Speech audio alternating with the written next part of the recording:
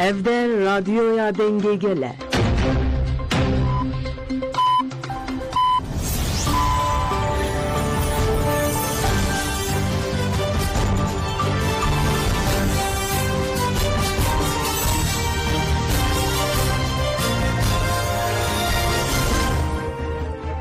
شنوندگان چیان رادیو دنگ گلدن باشکودارین هجا ایرو 24 نیسان 2025 پنجشنبه بروکسل ساعت 13 لامده 14 همین اوچین دناواروجه پیشکش بکن دسپک چند سرنوچین پاریزران جبودی تناری براپو سالیدان کرن پاریزران براپو براین بیلمز و جنگی زورکلی لپارلمنا نروژ آخری هفته راکان کو ارتشاتر 601 جار ایش کرد İstanbul'e gel bir şevle dervema. Ligirtikeyin Bakure Kurdistan ve Türkiye zahteke giran heye. Mazlum Abdü İlham Ahmed bin Eçivan Barzani revmiştim.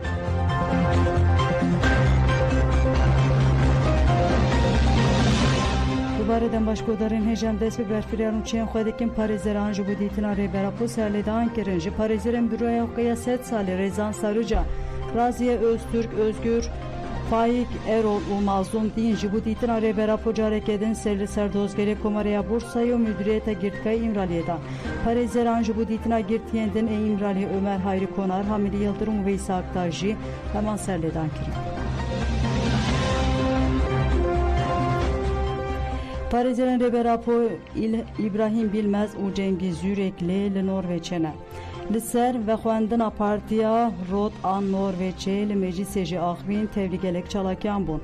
Parezeran li meclisa Oslo'yu bu aliyen siyasiye tekildari ket u hevdanên reberapo yên ji bu çareseriya axvin û agahidan. Serokê berê partiya Rot parlamenter Bjørnar Voksnes, parlamenter partiya Rot Hek Ban Niholt û Seher Aydarji T'de gelek siyasetvan tevli civine bun. Nünelen sazen Kurdanji Solidari Timet Kurdistan u Necedekeji tevli hevditinan bun. Parezer İbrahim Bilmez bahsa hevditinen ji 23 Cot meheveli İmrali pekatine gerogut Brez Abdullah Öcalan de hevditinan de carekedin ji bu çareseri biryardariya xwe nişan daye. Tevgera kurji ragihand ku ev banga Brez Öcalan rene. Dibe noktaya de ji bu pevaju peş bikeve lazım hükümeta Türk gavan barışı. Parizer Cengiz Yürekli Jibalk Şanser Bandora Banga 27 Sıbat yalı Türkiye Kurdistan uruşlatan avin. Pişre parlamenter Bjørnar Moxnes ahvi gut hem spasya Parizerandikên ku agahiyên derbarê pêvajiyê de bimere parvekirine. Ji xwe em ji weke partî ve pêvajiyê ji nêz ve dişopînin û destekê didine. Parlamenter Bjørnar Moxnes ji Parizeran jî pirsî ka ji siyaseta Norveçê çi dixwazin. İbrahim Bilmez ji got em piştgirêke xurttir dixwazin. Piştî Bilmez parlamenter Hege Ba Nihol jî axivî û desteka partiya Rot dubare kir. Hevdîtina Parizeran bi siyasetvan û saziyê Norveçî re wê devam bike.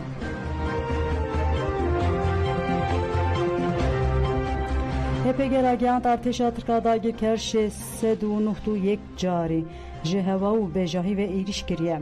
Ji yekê aderê vir ve gerlayên azadiya Kurdistanê li ser biryara PKK di pozisyona agirbest didine. Lê Arteşa Tirkada girker êrişên xwe bên haber li ser qadin gerîla didomîne. Navenda ragyandûn çepemeniya HPG tekildarî êrişên Arteşa Tirk û destwerdana hêzên gerîla raya giştî agahtar kir.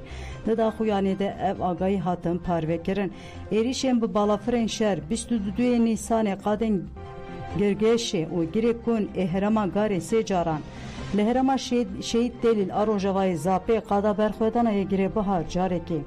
Li herêma garê qada Spîndarê du caran. 23 Nîsanê li herêma garê qadên Spîndarê û girgeşê 4 caran.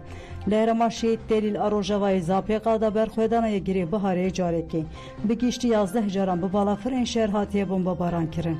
Êrişên bi çekên giran top û obusan. Di navbera 21, 22, 23 û 24 Nîsanê li herêma Xakurkê qadên şehîd Kawa û Berezînê 3 caran.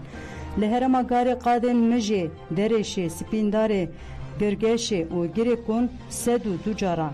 لهرما میتینا قادم برخویدان ین شلازه و بشیلی 306 جاران لهرما شهید دل آروژوای زاپی قادم برخویدان ین گیری آمدی و گیری بهاره 415 جاران بگیشتی 680 جاران بچکن گران اوبوس و توپان هاتیه بمباران کرن دستوردانا هزین گیرلا یال ایریشن داگیر کران 19 نیسان لقادا برخویدانا گیری بهار آهرما شهید دل آروژوای زاپی در بل کنتینر که داگیر کران هاتیه خستن 22 نیسان لتونلن برخویدانا ین لقادا برخویدانا گیری آمدی گیرلاین یجا استاره سیستم که کامریا موبسه یا داگیر کران امها کریه لقادا برخویدانا گیری بهار جیل چپره که داگیر کرن کو خوژ ایریش را آماده دیکرن هاتیه خستن همان روزی لهرما متینا جی چپرن داگیر کران انج قادا گیری چارچل لپوزیون ایریش دبون جالی یکینی شهید آخرین موش و بدرونا کامکازه هاتیه هدف کردن ده انجام ده داگیر کره که هاتیه جزا کرن دو داگیر کرجی بگیرانی بیریندار بونه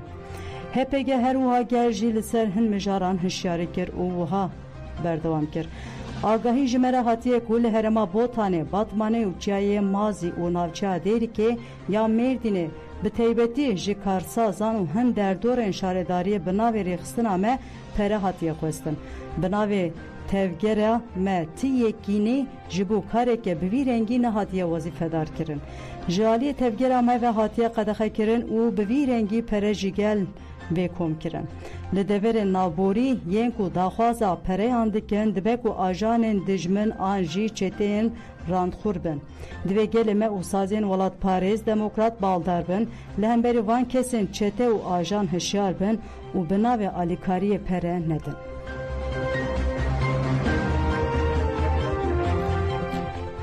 Hukuknaz Barbara Spinel Gut gava avul a pevajûyê nazkirina mafê hêviyê ye.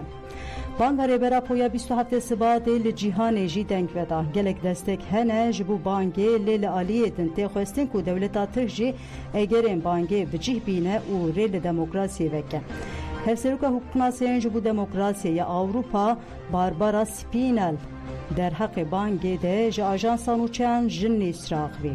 Hukuknas Spinel di pengava cihaniya azadiya de jî cihê xwe digire û daxwaza azadiya rêberapo fîzîkî dike pirsa kur jî birêbazên demokratîk çarîser dixwaze pirsên kur jî birêbazên demokratîk çarîser bibe.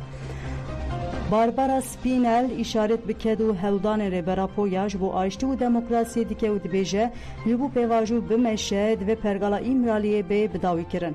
Birêz Öcalan ji bo ku karibe xebatê bimeşîne divê azad be. Mafê hêviyê şertê yekem a ji bo ku mirov bikare li ser mafê aştiyê biaxive. Ev gava yekem a ber bi destxistina mafê aştiyê ye. Ez wisa yeqîn dikim ger Birêz Öcalan azad bibe ev ê bandorê li demokrasî û aştiyê bike. Lazim e hêzên Awropî jî helwesteke ciddi nîşan bidin desteka xwe ya ji bo bankê veguherînin destekeke polîtîk.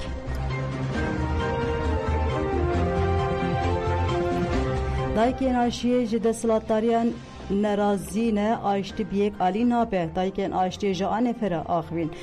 Ji dayikên aştiyê Zeynep Çalahan dibêje banka Rêberapo ji bo gelên xwedî watiyeke dîrokî rêbertî bank kir gelê Kurt û PKK bersivên Erênî da lê dewlet yek gav bi tenê jî neavêtiye. Ji dayikên aştiyê Katîbe Güngören jî got ji ber ku desthilatdarî carekê din masaya aştiyê neqelibe divê demil dest Rêberapo were berdan. Em dayîk bi salanê têkoşîna aştiyê dikin lê desthilatdarî tu cariyan bawerî nedaye me. Eger qala aştiyê dikin bila girtiyên nexweş demil dest berdin. Ji dayikên aştiyê Sabiha Bozan jî got 40 salin ji bo keseke nemire û aştî pêk were em li qadanin. Lê em ji desthilatdarî û dewletê nebawerin. Em westiyan û êdî dixwazin aştiyê bibînin. Me ji şer gelekê kişandiye. Ji dayikên aştiyê Cemîle Karakar jî dibêje banka Rêberapo hêvî da herkesî divê dewlet û desthilatdarî gavên Erênî bavêje.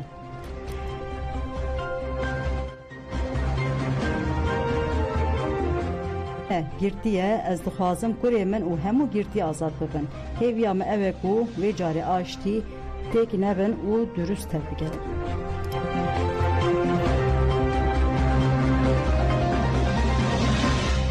Li İstanbul'e gel bi şev li der ve ma piştî artêjên bi pilê 6.2 5.9 yên di behra Marmarayê de li İstanbulê gelek welatiyan şeva xwe li parkan derbas kir. Bi taybetî jî welatiyên navçeyên Esenyurt û Avcılarê ku xeteriyeke mezin li ser e piraniya welatiyan bi şev li kolanan bûn.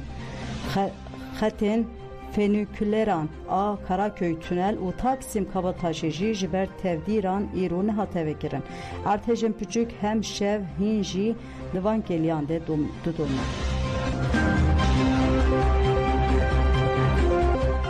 Sazî û Rêxistinên Kurdistanî bi boneya sed û dehemîn salvegera qirkirina Ermeniyan daxuyanî da.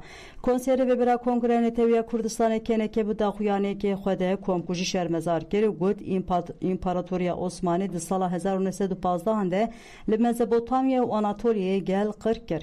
Êşên vê jenosîdê hê jî xuya dike. Bi münasebeta sed û dehemîn sala jenosîdê em bank li Komara Tirkiye dikin ku qirkirine qebûl bike û pêdiviyê wê jî bicih bîne.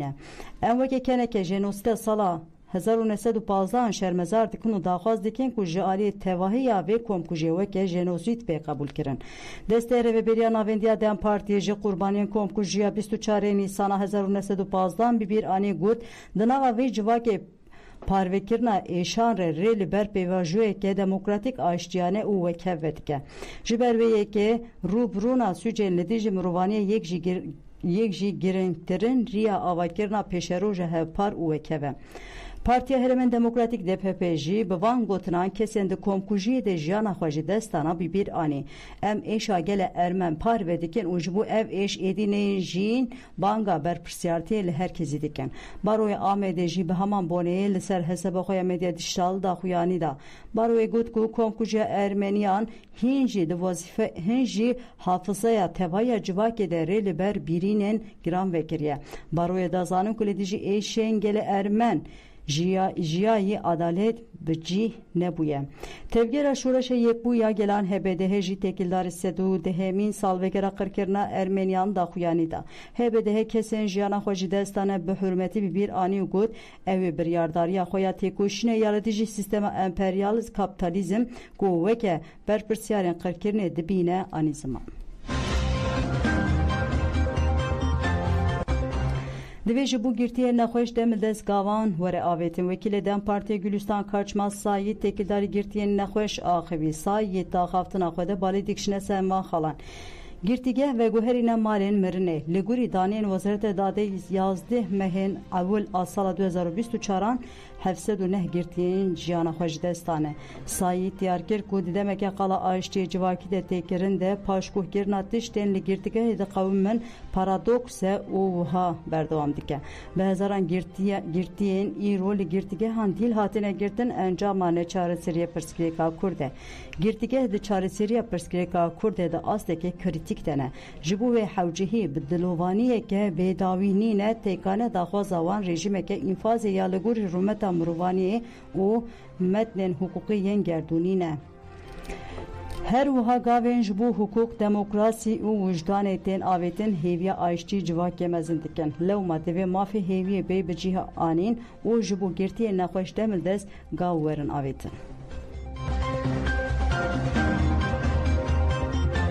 Li girtika tîpa feyaboliyê îşkence û binpêkirina mafê mirovan zêde dibe. Ji Komela Hukûnasan ji bo azadiyê ÖHD parêzer berîvan barîn. Têkildarî rewşa girtiyên ku li girtikeyên Tirk rehîn têne girtin daxuyaniyek da. Di daxuyanê de wiha tê gotin. Divê desteya çavdêriyê demil dest pêne rakirin. Rejima muhebbetê ya girankirî jî divê li gorî pîvanên mafê mirovaniyê navnê têwî bê serarast kirin. Divê mafê tenduristî ragihandin û hevdîtina bi malbatan re werê berfireh kirin. Saziyên mafê mirovan û desteyên şopandinê yên serbixwe li dijî van sepanên dengê xwe bilind bike.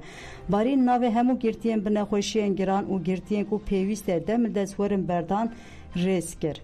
Her wiha bank li komîsyonê kir.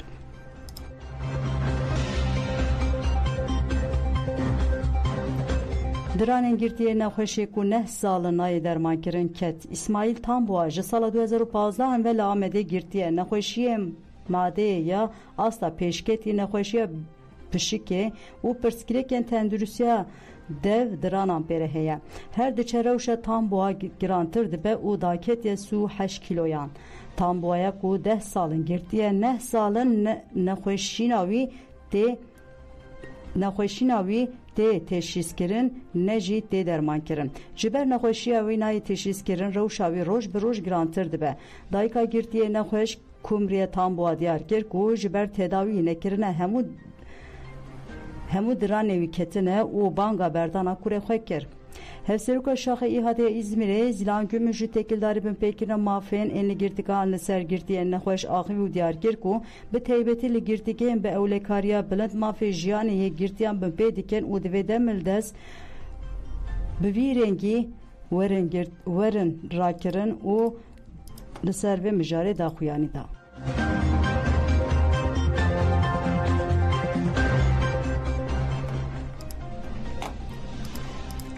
Li Hewlêrê danûstandinên dîplomatîk Abdî û İlham Ehmed bi Barzanî re rûniştin. Fermandarê Giştiya Qesedê Mazlûm Abdî û hevserûka daîreyê têkiliyên derve rêveberiya Xweser İlham Ehmed ji bo rêzê hevdîtinan li Hewlêrê çûn Hewlêrê. Di çarçoveyê de li gel Serokê Herêma Kurdistanê Nêçîrvan Barzanî re civiya. Di civînê de pêşketînên dawiyên li Sûriyê têkiliyên Qesedê û aliyên siyasî Kurd de têkiliyên rêveberiya Xweser hikûmeta Şamê û gelek mijarên din hatin nîqaş kirin. Her wiha her du aliyan teqes li ser giringiya beşdariya Kurd û hemû pêkateyên Sûriye û bi rêvebirina welayet de anên ziman. Serokatiya Herêma Kurdistanê têkildarê hevdîtina Nêçîrvan Barzanî û Mazlûm Abdî daxuyanek belav kir û got di civînê de li ser pêwîstiya yekrêziya hêzên Kurdî li Sûriye weke garantiyeke ji bo bi cîhanîna daxwazên gelê Kurd û mafên rewa li welayet rewşa li kampa Holê û rola hevpeymaniya navdewletî li Sûriyê di şer li dijî Daişê de hate gotûbêjkirin.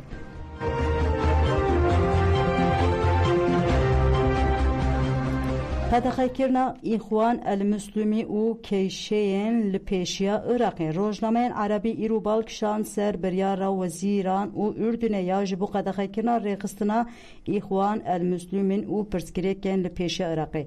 Piraniya rojnameyên Erebî balkişan ser biryara desthilatdarên Ürdünê ya qedexekirina İxwan el-Müslûmî. Rojnameya El Arab wiha dibêje qiraliyetê êdî bawer neke ku İslamî bêne kedîkirin. Xwedîkirin El Şerq El Ewsed balkişan ser çarênûsa eniya kara İslamî baskê siyasî îxwanan ku di 1992 de hatiye damizrandin. Rojnameyê balkişan ser dîroka pêwendiya gemarî ya di navber îxwanan û dewleta Ürdünê de ya li dijî tevgerên çepkir.